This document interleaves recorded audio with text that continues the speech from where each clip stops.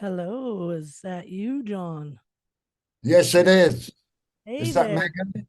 How are you? Yeah, it is. Sorry Hi, about Megan. my video isn't working today, but I can see you and you look great. Oh, thanks.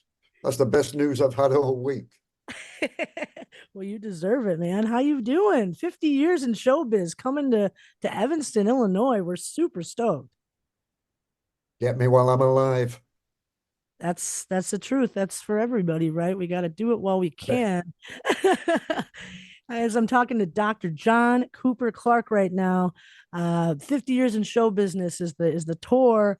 You're a punk poet. You're a musician. You are an inspiration to many. Tell me about your career. Tell me when it all started. When did you know you were going to be a punk poet? Well, I didn't know I was going to be a punk poet, but I determined myself to be a professional poet in some way. When I was about 13 at school, actually, we had a very inspirational English teacher called John Malone. And we had to learn poetry kind of by rote. You if you were called upon to recite the third verse of a particular poem written 100 years ago, then you had to do it. It didn't do me any harm, quite the contrary. I found out I had a flair for this, and that's when I was determined to play to my strengths. It's the only thing I can do, really. So. I figured I've always been one of nature. Do you have the term? Do you know what a skiver is in I don't know if Chicago? I do. What's a skiver? Skiver is somebody who avoids work at all costs, who seeks out idleness or any occasion where idleness is guaranteed.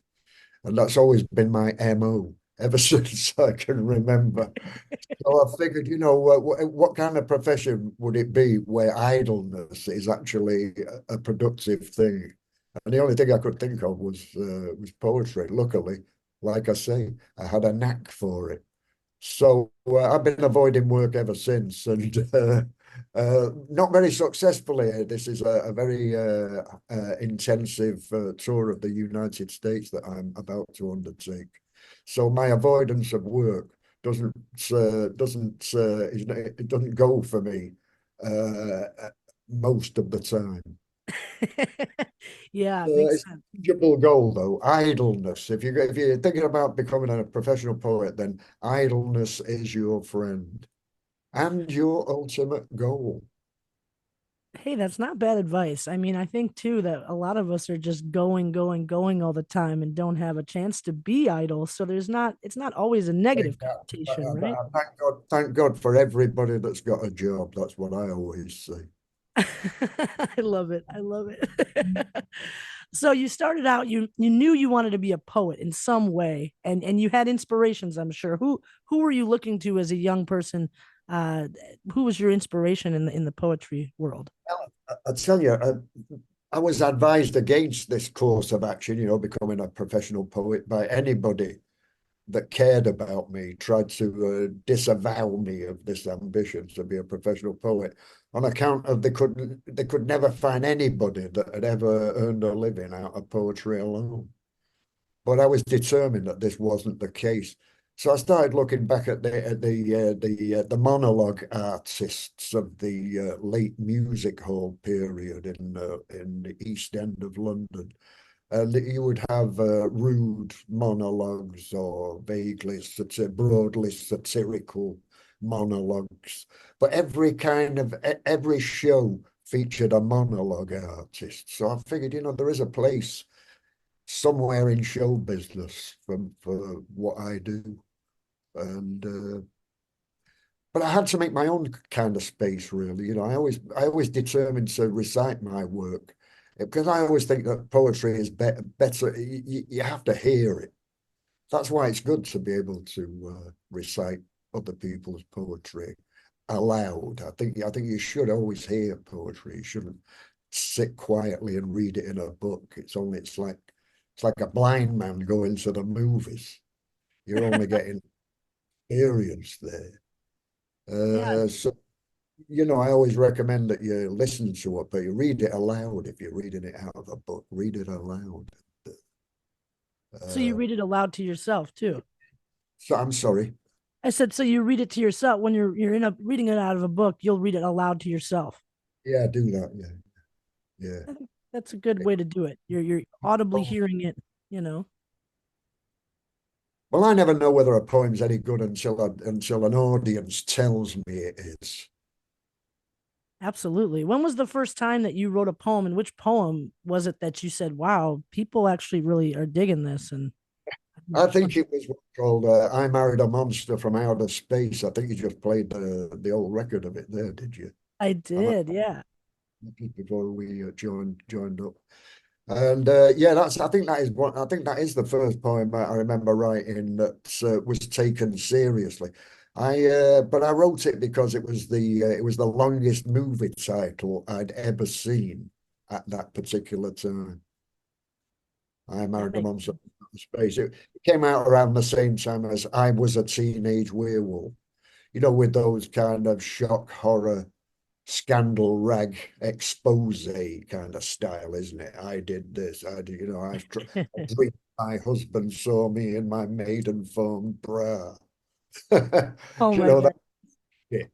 So, I thought, well, that's the longest movie title I've ever seen. I'm going to commemorate it in a poem. And then, but then we were getting on the news, about the civil rights movement in the States and all that was going on at the time. And then so when I factored in the line about batting up with another race, but a monster from outer space, I'm not going to say the word or they close the station down. So, Thank you for that. don't mention it. But and that got a lot of there was an organisation in the late 70s in England called Rock Against Racism, and they adopted that poem as one of their kind of anthems, you might say. But I was very happy. I was very happy for it to be utilized in that way, but that's not why I wrote it. I wrote it because it was the longest movie title I'd ever seen. So if you keep making those rhymes, some sense will come out of it eventually. I I guess love that's the lesson learned from that first poem. Once you've written it and it's nailed down, then then it has its own life, doesn't it? In the minds of the recipients, whoever they are. absolutely, absolutely. It seems like you might draw some inspiration from movies as well. You like film. Oh, yeah, absolutely. Yeah, loads of dialogue from movies, particularly, yeah, especially American movies. Absolutely. In fact, I even had a poem called "I Was a Teenage Werewolf," or was I? I love that. I love that. Sort of schlock movies really knock me out. Yeah, they're a great source of inspiration for me. Have you seen any American movies lately that you should share with us? Something that we should see? Well, I go for vintage, I'm real old school, I swear. We got a great Freeview channel in England called Talking Pictures on Channel 82, and it's all classic, Jimmy Cagney, Broderick Crawford, B movies, all kind of things like that. And yeah, I love it. They're running Popeye the Sailor Man again. That's how old school I am. That's old. I love that. I Steve think that's what it's Martin. about. The one thing you can't get that I've been trying to get for years, is a box set of Dean Martin and Jerry Lewis movies. For some reason, you can't get any of that stuff. I got that, but I do have the Colgate Hour. Oh, nice. Yeah, any of your listeners will remember the Colgate Hour with Dean Martin and Jerry Lewis.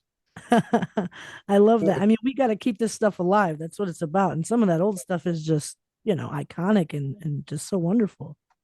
Oh, hilarious. I love Jerry Lewis and Dean Martin. I like them both separately and together. I love that. I watched a little segment with you doing the "What's in My Bag" from Amoeba Record Store. Oh, you know that. I was just talking about that to somebody earlier. Yeah, Amoeba Records. Yeah, that place is great, and I love that little segment. You go out, what do you go in there and just pick out what you want and then talk about it? They give you $70, don't they? And I wondered how that worked. and you go upstairs, and I think I overspent actually, but I had to pay the difference. There's I'd have just to. in there. Have you been to that actual store? I have. When I was out there in California, I got to check it out and see a show in there. It's such a great building as well, isn't it? It's kind of space age art deco-y kind of, and it's a great building. It really is. It's you feel iconic in there. You're like, whoa, this is like a playground of records. And Spoilt for choice. Do you have that saying in Illinois?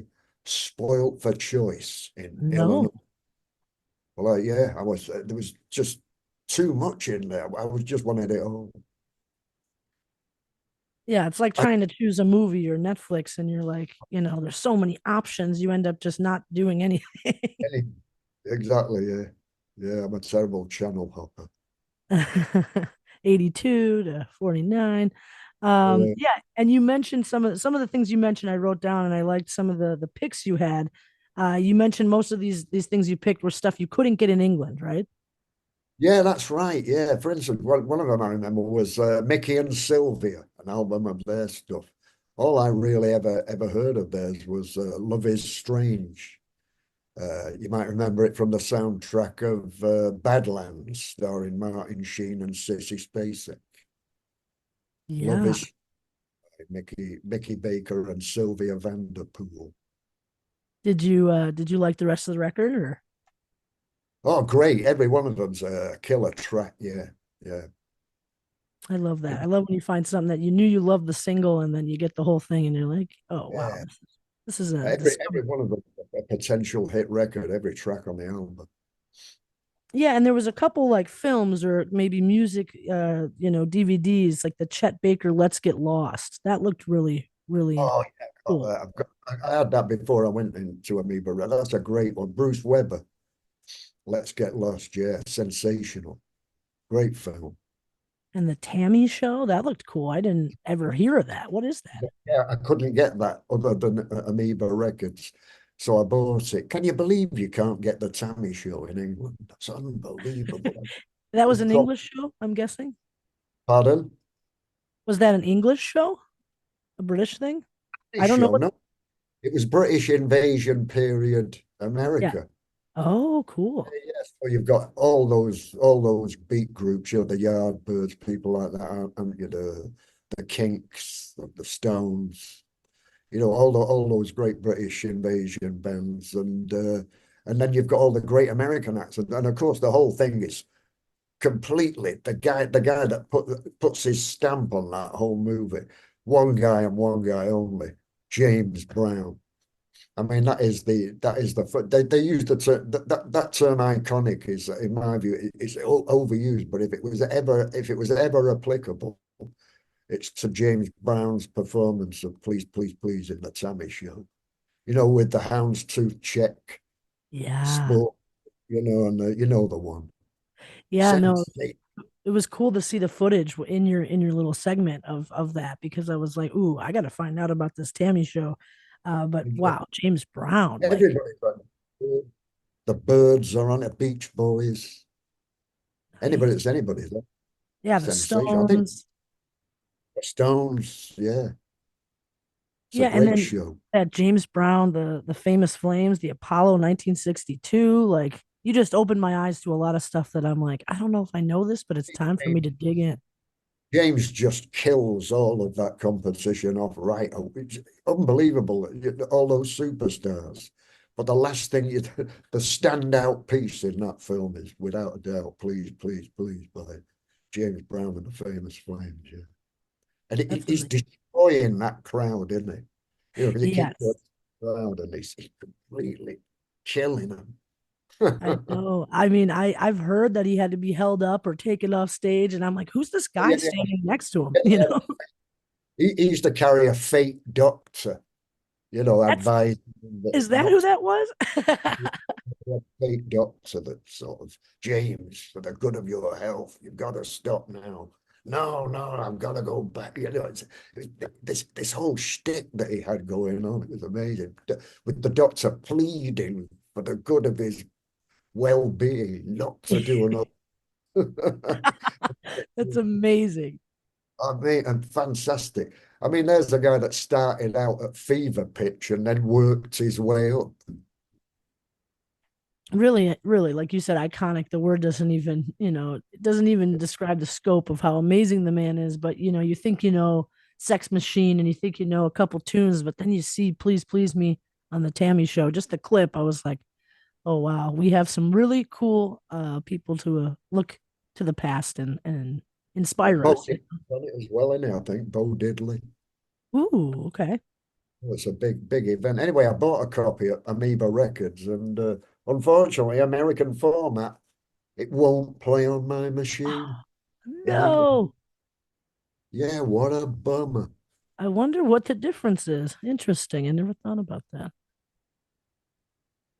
Well, I'm So, not not a digital expert, so actually, that brings me to something because you had said in one of your interviews, I think it was a while back, about how you don't have a phone, you don't use any technology. Now, this was a while back. Obviously, you and I are well, on Zoom. yeah, an Amish kind of Yeah. person. You're an Amish bloke. I see. Well, I've got a phone in my house. I've got a phone in my house, and I don't go out very much unless I'm working. Yeah. So, I'm quite available. But no, I don't have any digital stuff, Megan. Right. Okay. That's amazing. Not because I'm ideologically opposed to it, or I'm a member of any nutty cult or anything like that, but because I know how great it is. I know how great it is. If you gave me a computer, you would find me 6 weeks later on dead under a pile of pizza boxes in front of a screen. That what you want to happen? No, I don't want you to be that idle. But not. So that's why I haven't got any digital media. I love that. So, obviously we're talking on Zoom, so things have evolved. And I Oh, wonder I'm how you, surrounded by people who do. I mean, don't get me wrong. I oh, got no, enough. of course. Like my PR person here, Siobhan, with they got banks, wall to wall, banks of computers in that office. It's like something out of Doctor No or something. It really is. It really is. I mean, it's kind of crazy to see how much technology has evolved since we were kids. And, I like that you pick and choose what you use. It's Well, like I like. having, Listen, I can't tear myself away from the TV. Never mind all this other stuff. right. I've got over the magic of television. It's on all Yeah, the time. I hear you. I mean, it really is. We take it for granted now, but Makes the room look warmer. yeah, it does. Really Whatever. does. And we've got 1,000 channels now in the UK. Something Wow. for it all the time. All the time. And is that like accessible to everyone for free, or you got to pay a big premium for that? Terrific for a man in my business. I see you have your pen in your hand. I'm guessing you've got a piece of paper or maybe something you could read a poem for us. For holding out. There you are. You see, yeah, low tech. Yeah, Yeah. I'm a scribbler. You're not jotting it in your phone and typing things in. Yeah. I got the notebook. I got the pen. I never leave the house without it. I love I'm a that. eavesdropper. I like to listen in to other people's conversations in department stores whenever I'm in them or wherever I'm a great swiper of other people's conversation. I love that. So you're a people watcher and a people listener. Defo, yeah. A nosy Parker. Do you have that term in Illinois? No, we don't. He's a nosy Parker. A nosy paga. I'm That's going to start using that. somebody who can't mind their own business. And well, you use it for good, though. You're not using it for bad. Hope it's to the public's benefit. Yeah, that's the plan anyway. I love My, it. my livelihood depends upon it. Absolutely. Absolutely. Exactly. That's how your whole career has been. Um, Also, I want to know about your doctorate. Your Dr. John Cooper Clarke. What did you go to school for, and how did you get your doctorate? Well, I've long held a dream of opening my own cosmetic surgery business. No, well, I'm a medical kind of guy, so finally being able to use it's a great opportunity to doctor. I mean, That's a man of substance, isn't it? Absolutely. Somebody. You're somebody. I love it. I love it. It just sounds so, it's got a good ring to it, of course. Instead of just the bum. I love it. I love it. Well, do you have a poem you want to read for us? Do you want, got any favorites or anything I can do for you? I I loved the one about jail. I thought that was amazing. Rotten here in jail. Here's something from the new book, okay? How do Perfect. you feel about that? All I love right. new stuff. Go for it. Okay. A Everybody's new listening to Dr. John Cooper Clarke right now, all the way from England. I'm guessing you're at home, right? no, we're in Ireland at the moment. Oh, in Ireland. Yeah, So all the Ireland. way still overseas. And he's going Oh, through his new book to find us something cool to listen to from his latest. What's the latest book called again? it's called What? Awesome. And And it's and out now. a Valentine style poem for you. And this one's called Are You the Business? And I'm going to keep the language down, right? Because this is a family show, right? Am I writing? You Am I got it correct? right. If you don't mind, that would be amazing. I'm going to keep the language down. All right. So why don't I do I Want to Be Yours? My version goes like this. How about that? That sounds amazing. Let's do it. Right. This is also the title of the aforereferenced memoir that Megan mentioned earlier. Um, and this one was even before the Arctic Monkeys took took it into the stratosphere. This was already the wedding favorite of the 21st century. And I better tell you what the title is. The title is this: "I Want to Be Yours" by Dr. John Cooper Clarke. Let me be your vacuum cleaner, breathing in your dust. Let me be your Morris Marina, I will never rust. If you like your coffee hot, let me be your coffee pot. You call the shots, I want to be yours. Let me be your raincoat for those frequent rainy days. Let me be that dream boat when you want to sail away. Let me be your teddy bear, take me with you anywhere. I don't care, I want to be yours. Let me be your electric meter, I will never run out. Let me be the electric heater you get pneumonia without. Let me be that setting lotion that grips your skull with deep devotion, deep as the deep Atlantic Ocean. That's how deep is my devotion. A deep, deep, deep, deep, deep, deep, deep. I don't want to be hers. I want to be yours. I want to be yours. Beautiful. That was amazing. Live, I Want to Be Yours on WZRD 88.3 with Dr. John Cooper Clarke. Thank you for that. My pleasure. Amazing. And when did you write that poem? Um, it was a track off an album called Zip Style Method, I think, and we had an outstanding rhythm track comprising the chords C, A minor, F, and G, the time-honored pop classic chord sequence, and with no lyrics. And it was one of those that once I had the angle, it kind of wrote itself, really. But who hasn't felt this, who doesn't want to reduce themselves or elevate themselves to a commodity for the benefit of their beloved? Absolutely. I mean, and that's just that first line. And I see on your website you've got merch with those lines on it, about the vacuum cleaner and things, and it's amazing how it's evolved.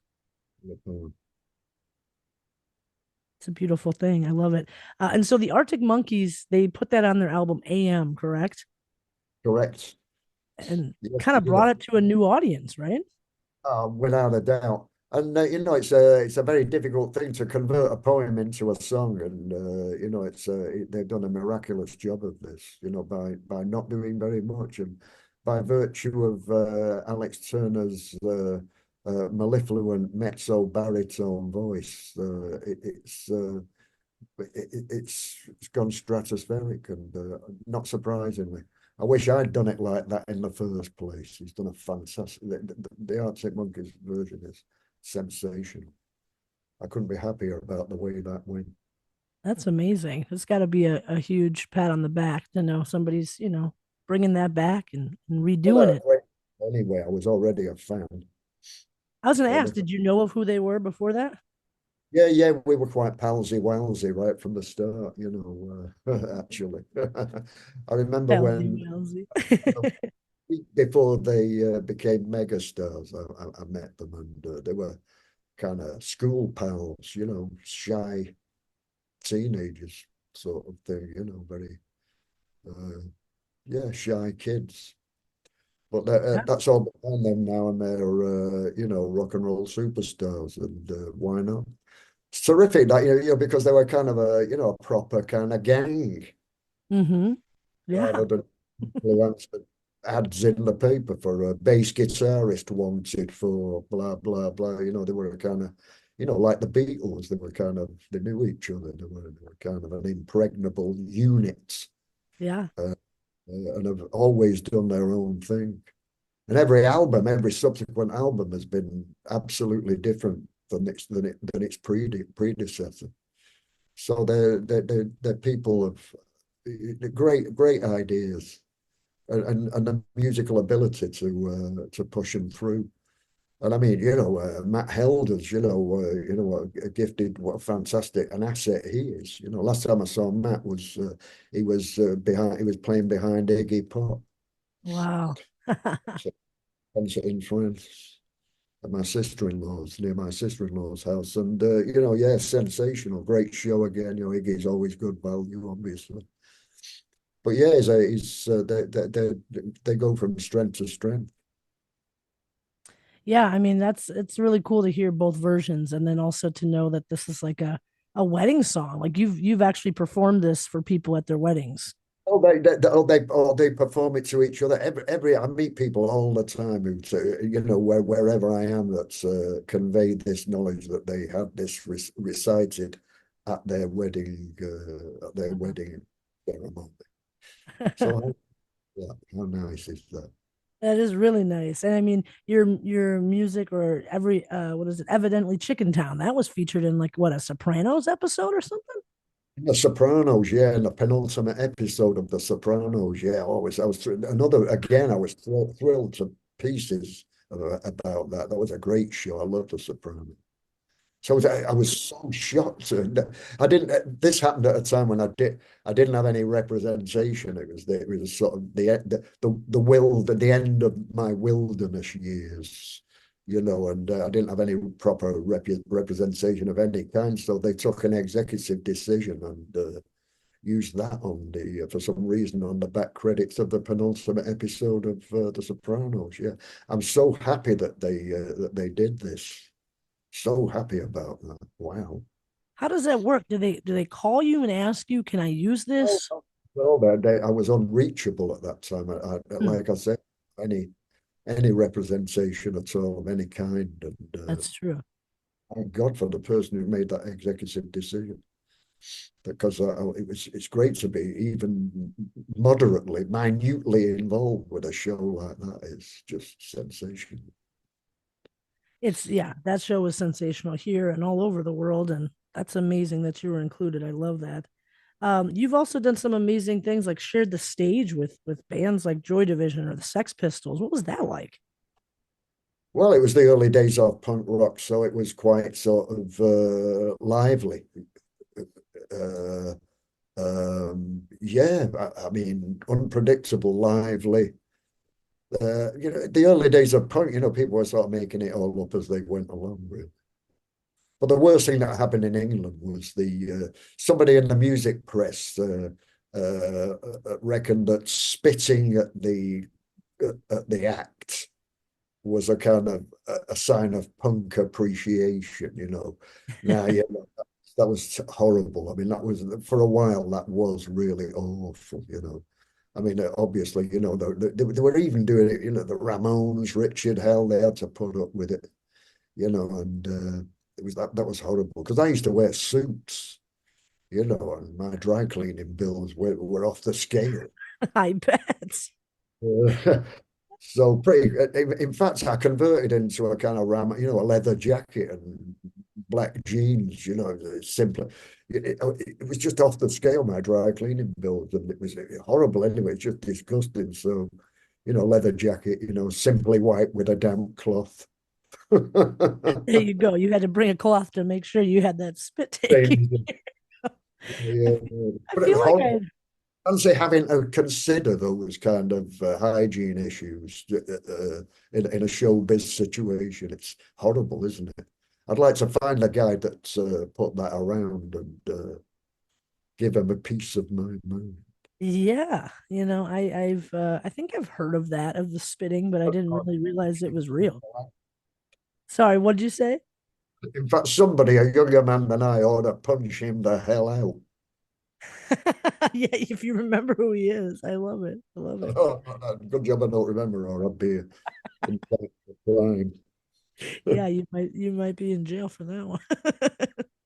Do you remember what Ian Curtis was like? Did you know him? I met him on many and many occasions. Yeah, yeah, all of it. I mean, I still see Cookie, not Cookie, I still see Cookie, but I see Hooky from time to time, Hooky, Cookie. Cookie But cookie. I'd still see Peter Hook occasionally, especially when he had that book out. We used to run into each other at literary festivals and things like that. So yeah, and I still see John from, usually at sort of events like award ceremonies and stuff like that. We run into each other. It's a long time. I haven't seen John for a while. Yeah, But last time I was in LA, was it the last time before I did Jones's jukebox on that occasion? So that was a lot of fun. I bet. That's amazing. I love that. Yeah, you must get that. Yeah, it's a broadcast thing, is it? Steve Jones's radio show. Oh You get that yeah. I saw some of it on YouTube, but I don't know if we get it here per se. Jones's jukebox, popular show. I'm writing that one down, Doctor. Jones's jukebox. And you lived with Nico? Say it again. Steve Jones, Sex Pistols guitar player. Yeah. Oh, okay. Got it. That's who we're talking about. Steve Jones. Oh, that's DJ. cool. It's a great show. Nice. That's amazing. I love it that it's so accessible now for people to do podcasts and radio and get it all over the world. That's it. It's a beautiful thing. Yeah, one more thing I learned from Seven Things You Didn't Know About Dr. John Cooper Clarke is that you had a roommate that was Nico at some point in the 80s from the Velvet Underground. Yeah, she moved in with me. I had an apartment in Brixton, South London, and she moved in with me actually. Yeah, yeah. Yeah, that persisted. That domestic arrangement persisted for I don't know, 18 months, something like that. That's We pretty. shared a man at the time as well. That sort of made it happen. Oh, that makes So sense. we were running into each other one way or another. But what had happened was she'd been on a tour of Italy, and while she neglected to pay her rent. She was living in Manchester at the time, and she'd neglected to pay her rent while she was away, and so she came back to find herself evicted. And so it was she came down to London and moved in with me. She didn't have very much stuff, so it was no trouble or anything. And yeah, no, it was nice, That'd nice. be cool to be the I was, fly in the wall in that house. I was already a, I was already a massive fan of Nico's, obviously, from my even before even before the Velvet Underground days. She brought out a couple of singles on on a record label called Immediate Records, run by Andrew Lou Goldham, who was then the manager of the Rolling Stones. And they Oh, put out the likes of P. Arnold, the Small Faces, Chris Farlow, Cat Stevens, Marianne Faithfull. Did I say the Small Faces? And yes, Nico. She brought out a couple of folksy type pop numbers. One called I'm Not Saying, and a great version of a Bob Dylan song that apparently he wrote it for her to, with that in mind, that she should sing it. a beautiful song called "I'll Keep It With Mine." I'll keep it with Beautiful. mine. I'll keep it with mine. Wow. Okay. Awesome. Were you friends or are you friends with Bob Dylan? I could see you two talking. No, I've never met Bob Dylan. I would have told you earlier on in the interview. You'd never heard the last of it. I wondered if he was. What'd you say? No, I've never met Bob Dylan. No, I've been Yeah. to one of his concerts over the years, but I never met the guy. Yeah, there was certain, in your past and your hair and the way you styled it with the glasses. I was like, he kind of emulates, a really different, cool looking Bob Dylan. Well, I say so, but the difference is Bob Dylan is an extremely handsome man. I Ah, think you guys are both probably handsome. probably the club, probably the schmutzer. But because Bob went for kind of suits, didn't he? He's kind of he was always quite smart in that period, that sort of Highway 61 revisited period. He used to dress quite, a Brooks Brothers shirt, a crisp Brooks Brothers shirt. So Yeah. yeah, it's sort of period specific. If it's Bob Dylan-ish at all, it's sort of that period. But I was Yeah. always trying to look like Keith Richards. Oh, you That had was that too. That's that was true. my ambition. It's a cool mix between the two, whether it was intentional or not. Well, I think I've missed both targets actually. Well, tell me Nobody about. Go with ahead. their own. I was gonna say, tell me about National Poetry Day. You guys have that in England, right? Oh yeah, yeah, they do that. They keep asking. It's the one day I never work. For some reason, nobody ever got up and do a gig on National Poetry Day. But my advice is always the same. What should happen on National Poetry Day? All of human intercourse must be carried out in rhyme, Yes. with the possible exception of the emergency services. I love that. It's amazing. Yeah, we don't have that. I mean, I'm sure we have some like faux National Poetry Day, but it sounds like you guys have a pretty solid day there, and I love that. I thought that was great. We One just day I'll speak leave it up rhyme. to the amateurs. Yeah, right. It's like my dad. My dad would never. He didn't drink on Christmas Day, and he didn't put any bets on the Grand National. The See? reason was it's only fair to leave one day of the year for the amateurs. Your dad sounds like a funny guy too. You guys maybe shared your comedic values. Certainly was a funny guy. That's amazing. I love that. Tell us about what is going to happen at Evanston Space on the 25th. Like, what is the show going to be like? Well, it's an evening of poetry. Beyond that, I can't really expand. But within those parameters, a lot of fun. That's the plan anyway. It's me and a guy called Michael Gary from the Planet Manchester. Uh, yeah, we'll be giving it the old an evening of poetry. It's not as snooty as it sounds. No, Put it it that doesn't. I sounds like that. pretty good, doesn't it? An evening of poetry. The way you say it, makes it very, very, British and highbrow. But I've watched you and I've heard you perform, and I think it's so much fun, and it gets you thinking. You have some really cool alliterations and metaphors, and your delivery as well. How did you come up with that kind of style of your delivery? Well, it kind of worked itself out, really. I suppose it was kind of when the punk rock, especially when I was working in cabaret joints about a year before the punk rock thing took off. And so I kind of looked the part already because unlike everybody else in 1975, I had very short hair, kind of suede head, short haircut, and a kind of continental suit. with the narrow trousers and slender lapels. And this was really, quite unusual then, when you think that, your Uncle Jim was wearing kick flares and a floral shirt with hair over his ear, Yeah. sideburns rambling all over their face.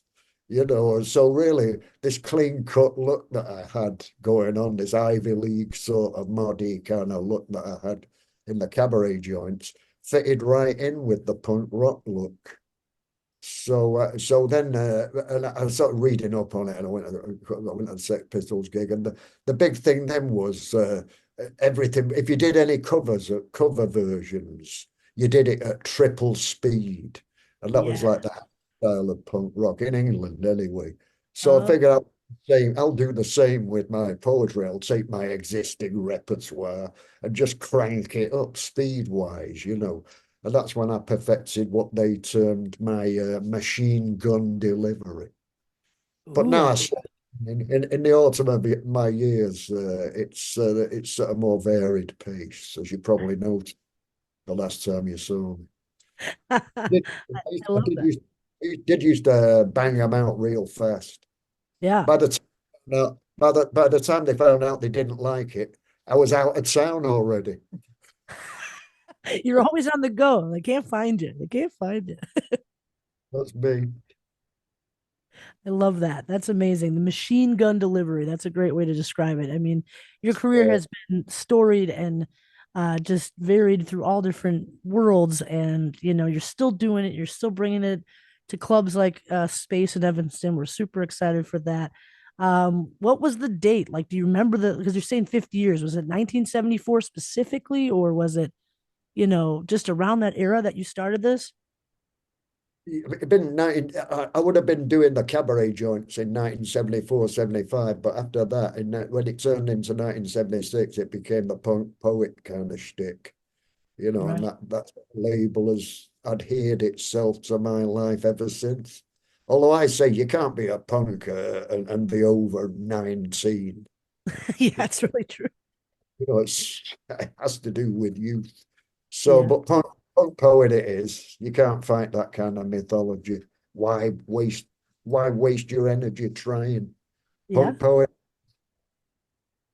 I love that. I love that. Well, we're super excited to see you. You're coming into town the 25th. That is September 25th. Just a couple weeks you'll be here. And right? you're coming off a gold medal from that college in Dublin, Trinity College in Dublin. Is that what you Yeah, received? fellow of the Philosophical Society, That's wonderful. How did that make you feel when you got fellow that? of an honorary fellow of the Philosophical Society Oh, at that's amazing. Trinity College, Dublin, Ireland, Right where you are now.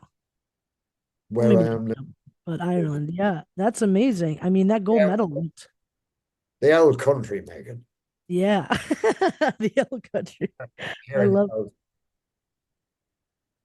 yeah, It's well, we're quite an town. Chicago's quite an Irish town, actually, isn't it? It is actually, yeah. We've got a lot of Irish and Italian people here. Mm. Kind of a mix of that. We have a lot of different people. Oh, it's a big melting It's pot. a great town. It's a great town, city of industry. It is. It is, and our music scene is thriving. It's hard to leave this place because it's just got this real Absolutely. Blue this pretty roll, blue roll. blue rolls. You got it. I wish you Yeah, could see behind me. yeah. We've got tons of vinyl behind me. We just switched our studio, and we started in 1974, WZRD Chicago. So we're celebrating our 50 years in tandem with you. Happy birthday. Same to you, buddy. Many, many, many, many more, Megan. You too. Many, many, many, many more to you, Dr. John Cooper Clarke. We're so grateful that you spent time with us. You gave us 43 minutes of your time. That's huge. Thank you for this. It's been really, really pleasant. Thank you, Thank Megan. Pleasure. You're so welcome. Thank you so much. You have a wonderful afternoon, and we will see you at Evanston Space on the 25th. Okay. See you there, Megan. Have a great evening. We'll talk to you soon. Thank you. Bye now. Bye. It's WZRD Chicago 88.3 FM, The Wizard, Chicago's home for freeform radio since 1974. And you just got done listening to Dr. John Cooper Clarke from Essex, England, a professional punk poet, comedian. He's got extensive knowledge in just life. And as he said, he's overhearing people's conversations in department stores, and he's incorporating that uh, into his work, and he's been doing that for over 50 years. Started out in the cabaret scene and became this punk poet that has now, morphed into this wise person who I think can still embody the punk spirit, even if we're over 19, even if we're over 25. A punk is never dead, and the idea of rebelling against the system, maybe not spitting on the performers, but also saying what's on your mind and being a part of a big working society that maybe doesn't always agree with everything and is going to let you know. That's our buddy Dr. John Cooper Clarke. That was amazing. What a cool interview. Thank you to Rosemary up at Evanston Space for setting that up for me. And you can thank Rosemary and myself as well. When you get to go for free, you're going to be in the seats at Evanston Space for a live poetry reading. Very highbrow, but very hilarious at the same time. I'm going to give away a pair of tickets. I want you to call me at 773-442-4578. That's 773-442-4578. And that would be a chance to put you on the guest list. I'll take your name, your first name, your last name, and we will get you on that guest list and make sure that you are having a great time. That's what it's all about. So let's hear Arctic Monkeys now. Do I Want to Be Yours? I want you to hear the version that they did and made this song more popular in our time, in this new generation. Thanks again to our guest, Dr. John Cooper Clarke. You're listening to The Wizard, Chicago's home for freeform radio.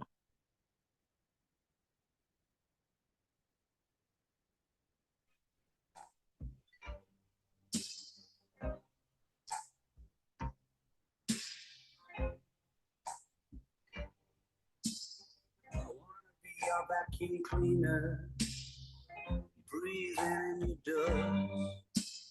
I wanna be a Ford Cortina, I will never rust. If you like your coffee hot, let me be a coffee pot.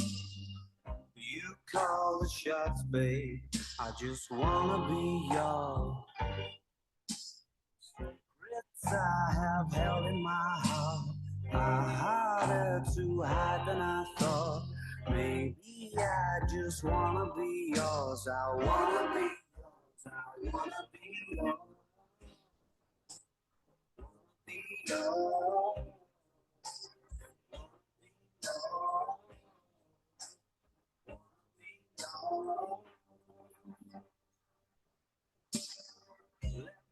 I'll let you meter. I'll never run out. Let me be the portable heater that y'all get cold without. I wanna be a steady lotion, hold your hair in deep devotion, at least as deep as the Pacific Ocean. I wanna be yours. Secrets I have held in my heart are harder to hide than I thought. Maybe I just wanna be yours. I wanna be yours. I wanna